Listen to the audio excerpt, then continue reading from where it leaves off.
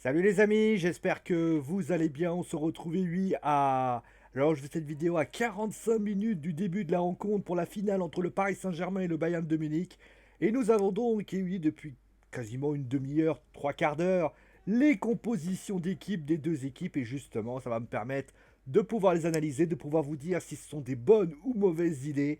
Et après, bien évidemment, je vous rappelle, pour ceux qui sont petits filous, eh bien qu'à 23 h ou 23 h 30, en fonction, eh bien, s'il y a une prolongation ou il n'y a pas de prolongation, ce sera d'ailleurs les tirs au but ensemble, justement par rapport à ça, si le PSG, eh bien, aura réussi à battre le Bayern de Munich, ou le Bayern de Munich aura tout simplement battu le Paris Saint-Germain. Et donc, on va commencer tout de suite avec les compositions d'équipe. Alors, on va commencer directement. Je vous sais, j'ai trouvé la fonction zoom.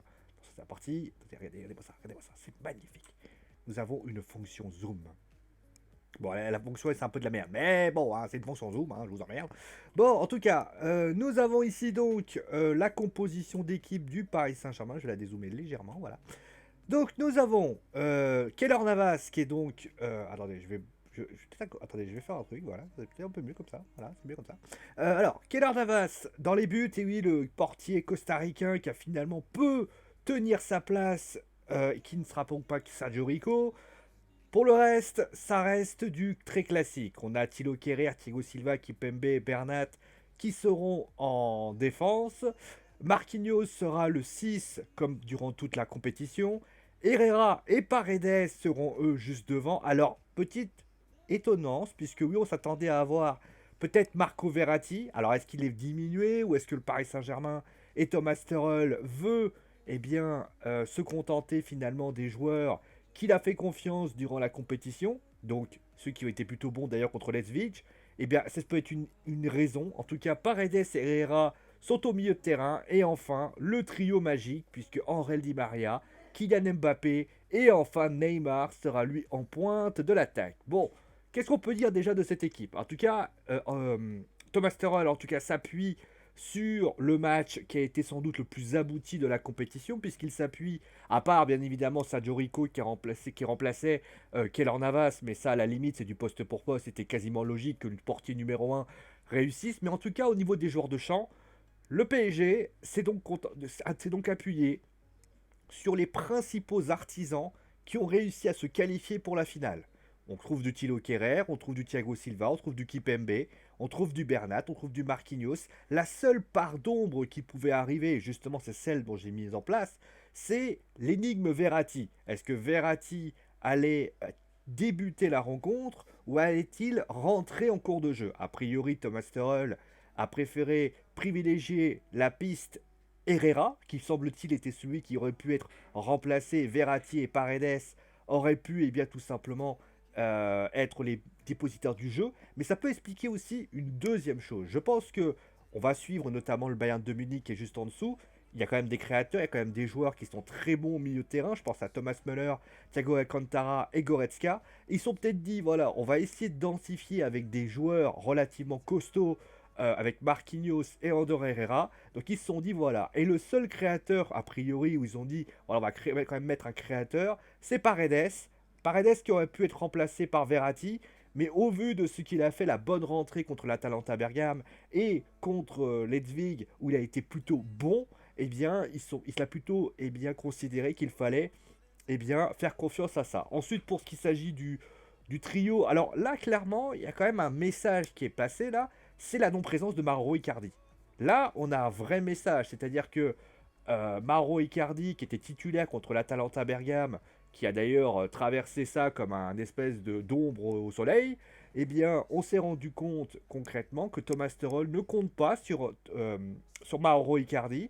Aujourd'hui, le PSG s'appuie sur un 4-3-3 avec un 9 qui n'est pas un 9, c'est-à-dire un 9, un faux 9 concrètement, puisque Neymar lui sera chargé. Alors on va utiliser la petite flèche comme je le fais à chaque fois, puisque en fait pour vous expliquer, l'idée concrète c'est de jouer, pour faire un exemple concret, c'est que Neymar soit celui qui soit entre guillemets là pour tourner autour du joueur, tandis que Di Maria et Mbappé seront là pour partir dans la profondeur. Donc on va avoir parfois un 4-4-2 en losange, concrètement, avec un Neymar qui va peut-être pouvoir partir de loin et essayer justement de créer les différences et transmettre des ballons à Kylian Mbappé ou Angel Di Maria. Est-ce que cette composition d'équipe me plaît? Alors oui et non. Oui, elle me plaît parce que c'est sans doute la composition la plus intéressante et elle permet notamment aussi une aide de Neymar si jamais le milieu de terrain du Bayern de Munich deviendrait trop compliqué. Maintenant, moi je pense, de mon point de vue, que il va y avoir un problème, il va venir là.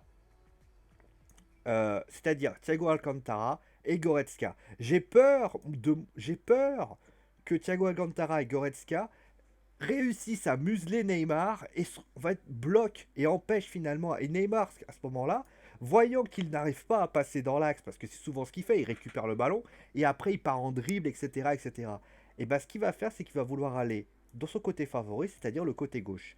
Et là, il va falloir que Mbappé soit suffisamment intelligent pour se rendre compte qu'il y a un problème et décide de passer comme ça. Donc on se retrouverait avec un système avec donc André Di Maria, Neymar et Mbappé dans l'axe. Le problème, c'est que dans l'axe, il y a ça.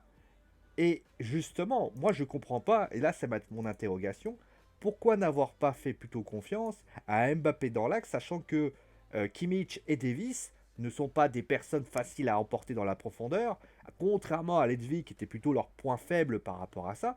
Et là, concrètement, là, on a quand même un Niabri et Kimmich, qui sont quand même plutôt bons, et de l'autre côté, on a Davis, et donc ça serait, c'est pour moi, c'est petite interrogation, voilà, clairement. Mais après, on peut changer, hein, un système n'est pas fixe par rapport à ça. Mais moi, en tout cas, ce qui est intéressant, c'est qu'il va falloir, le gros point qu'il va falloir regarder, c'est ce point-là. Ça va être le positionnement par rapport à Neymar. Oui, dessine très mal, je vous emmerde. Attendez, hop, voilà. Parce que si il arrive à bien sans trop récupérer les ballons et à essayer de pouvoir bien servir ses partenaires, ça va bien aller. Par contre, on va pas se mentir, Herrera et Paredes vont devoir vraiment avoir le contrôle du milieu de terrain parce que s'ils n'y parviennent pas, là ils vont se faire plaisir, honnêtement, voilà. Et j'espère que Thomas. Voilà, et c'est pour ça d'ailleurs que je me dis, voilà, mettre Verratti était peut-être un danger aussi par rapport à ça. Mais bon, après, ils ont pris cette décision-là. Voilà, par rapport à ça.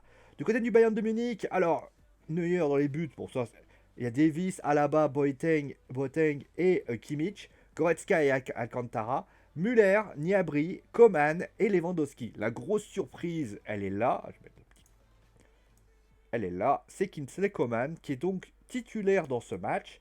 L'ancien joueur formé au club du Paris Saint-Germain débutera donc la rencontre. C'est une surprise. C'est une surprise pour tout le monde parce que tout le monde s'attendait à voir Perisic. Mais après, ça peut s'expliquer sur deux raisons. La première, c'est que Perisic n'a pas fait un gros match n'a pas fait un énorme match contre l'Olympique Lyonnais. Et la deuxième raison, c'est que je pense que le PSG, notamment, on a pu le voir, avait des gros problèmes sur les côtés. On pense notamment à Niabri et on pense à Coman. Et je pense que Kerrer, qui était en difficulté souvent, et on sait que les joueurs parisiens ont tendance à oublier de défendre, notamment Mbappé et Di Maria, il veut peut-être faire un truc tout simple, c'est qu'il veut faire ça. Je sais pas si vous le voyez, ouais c'est bon. Vous voyez, ça va faire ça en fait. Et concrètement, là, Bernat va devoir, avec notamment Kimmich qui va vouloir monter et Davis qui aime bien monter. L'idée, c'est quoi? C'est que s'il y a un gros apport avec un Coman qui peut aussi vraiment peser sur les latéraux et notamment par ici, l'idée, c'est de pouvoir, avec Lewandowski qui va peser sur Kipembe et Thiago Silva, sachant qu'ils ont été parfois limite, Thomas Müller, dont on connaît ses qualités, et qui va peser sur Marquinhos, l'idée, c'est de faire ça.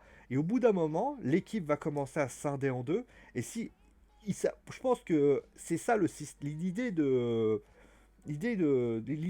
coach du Bayern, c'est que Hans Flick, lui dans sa tête, c'est clairement on va partir sur les côtés pour pouvoir faire ça, sachant que Niabri est capable de repiquer dans l'axe, mais s'il repique dans l'axe, Kimmich va partir, donc Bernat, au bout d'un moment, va avoir des difficultés. C'est mon idée, encore une fois, c'est comme ça que je vois les choses. Je dis pas que c'est vrai, hein, attention, je peux me tromper, hein, mais moi, de mon point de vue, je trouve que du côté du PSG, encore une fois, je reste intimement. Alors, je vais dire les choses de manière vraie. Je suis pessimiste hein, sur une victoire du PSG. Je trouve que cette équipe du PSG, le Bayern est tellement au-dessus.